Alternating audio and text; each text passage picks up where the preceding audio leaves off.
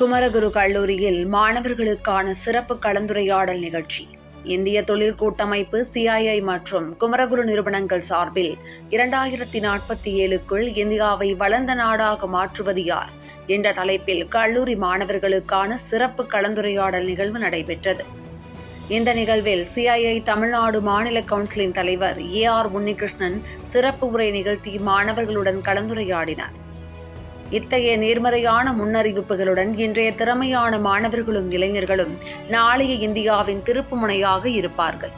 அடுத்து 20-25 ஆண்டுகளுக்குள் இந்தியாவின் பொற்காலமாக இருக்கும் இளம் தலைமுறையே நாட்டின் வளர்ச்சிக் கதையை எழுதப் போகிறது என்று அவர் கூறினார். இந்தியா 2047க்குள் வளர்ந்த நாடாக மாற வேண்டும் என்றால் உற்பத்தி துறை குறைந்தது 25% பங்கை கொள்ள வேண்டும். தற்போது 12.5% மட்டுமே என அவர் குறிப்பிட்டார். தமிழ்நாடு இந்தியாவின் பொருளாதாரத்தில் 30% பங்களித்து வருவதையும், வாகன உற்பத்தி, கட்டுமான பொருட்கள், ரசாயனங்கள், சிமெண்ட், மின்னணுவியல், விண்வெளி உள்ளிட்ட பல துறைகளில் சிறந்த சூழலை பெற்றிருப்பதையும் அவர் பாராட்டினார்.